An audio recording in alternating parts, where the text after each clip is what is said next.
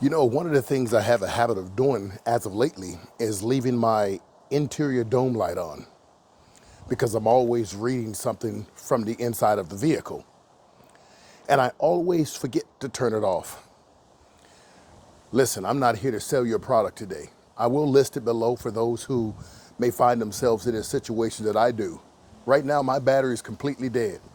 I can't even start my vehicle. This is not the first time. Once again, I have a habit of leaving my interior dome lights on. And you can see how dim they are. Now, I'm gonna have to close all these doors so I don't be drawing energy away, because I'm going to get in the process right now of charging my vehicle.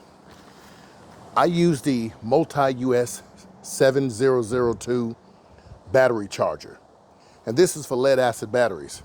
I use this device because it trickle charges and charges my battery back up to optimal levels. I'm going to show you how to hook it up. You need one of two different ways you could do this.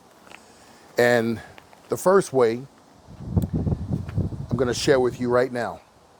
You can hook it up to a power source in your home. Let me show you how that works. As you see, I have a long extension cord. I take it under my vehicle, up through the wheel well, and there's the power cord. So essentially you have this unit right here. And on this unit, you can see it'll tell you how the charge and the state of the battery. This is fully charged. Okay, you can also recondition your battery if it's damaged.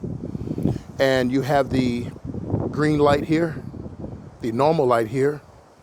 You have the gel batteries. You have the supply recondition mode right here. And here's the mode to change all of these, depending on what you need. Okay, so let me go ahead. I'm gonna sit this right here. I also have, once again, the power cord coming out from my garage, and I have the C-Tech plugged into it.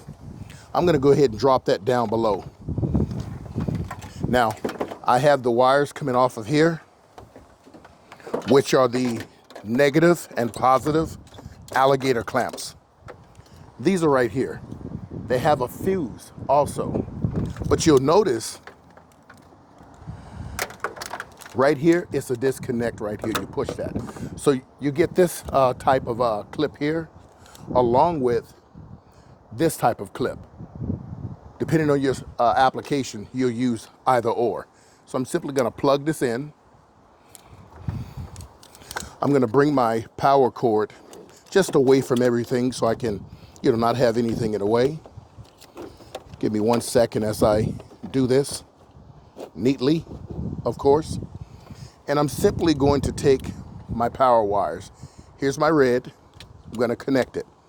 Get a good connection there. It's very important. Here's my negative.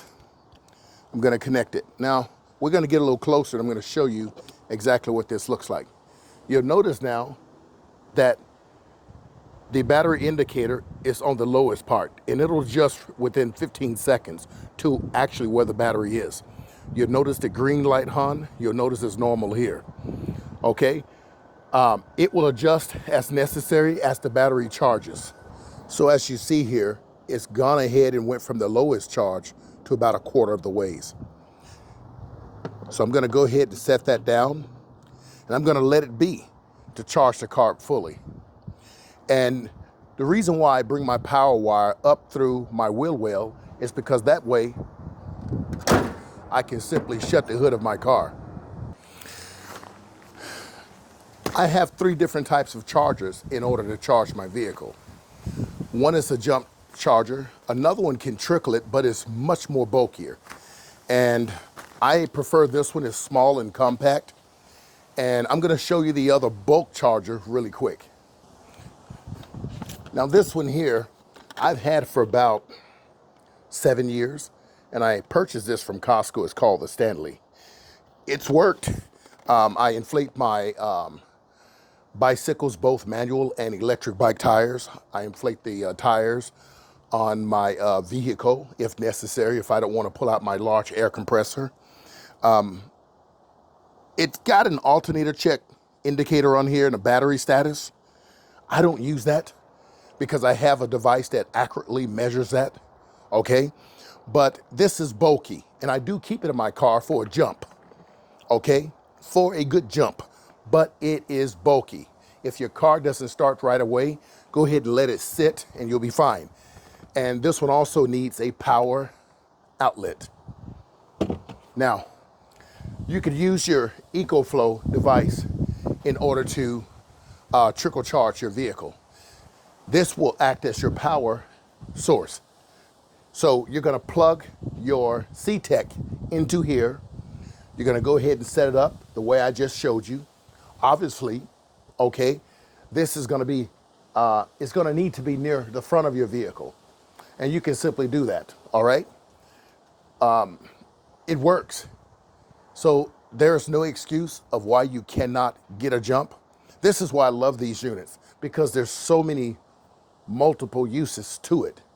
Let me share something with you in just a second.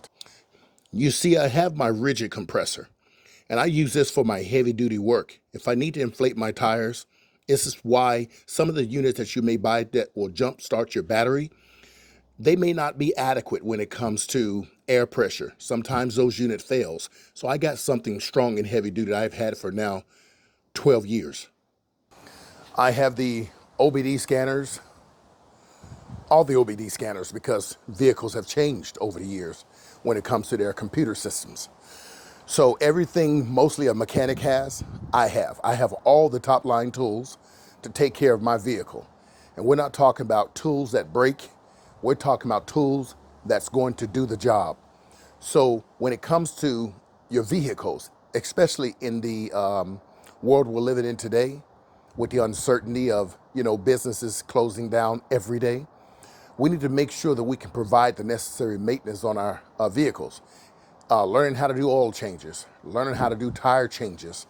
If you don't know how to do a tire change, but you only know how to change your tire, that's okay. You can learn how to do tire changes without having a machine to do it. And you can learn how to rotate your tires without having a machine to do it. There's many tutorials on YouTube, but one of the things that I learned from a Indian neighbor who has a tire shop. They showed me many, many years ago how to change a tire and rotate it without having to use a machine to do it.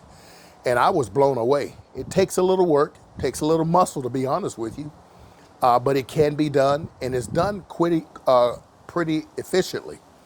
And so learning how to change your brakes, your alternator, take in and out of your battery, a lot of mechanical things from the basics to the medium you should know how to do, at least learn. When it comes to the engine and whatnot, I'm gonna be honest with you. That's a whole different ball game for a lot of people, because most of these cars these days, they have computer systems and they're set up that way. So if you have the money to invest in a large system that's made for Toyota that you carry around on a specialized laptop, absolutely great. We have a group that we're part of, and it's called the Sequoia Group. And we have guys that come down from Germany, Australia, and Canada. And these guys are former Toyota techs or current Toyota techs. And we do some wonderful things. In fact, I'm going to share with you folks coming up some features I have that they don't allow us to have with these guys here in America.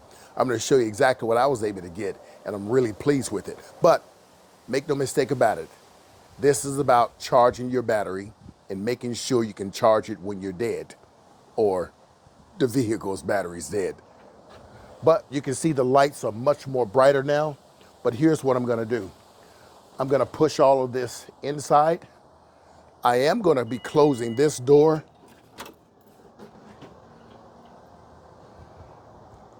And I'm doing this so that I can preserve the system, because I'm charging the battery, but at the same time, I'm drawing power away by keeping the doors open, because I have my system where the lights automatically come on in the interior.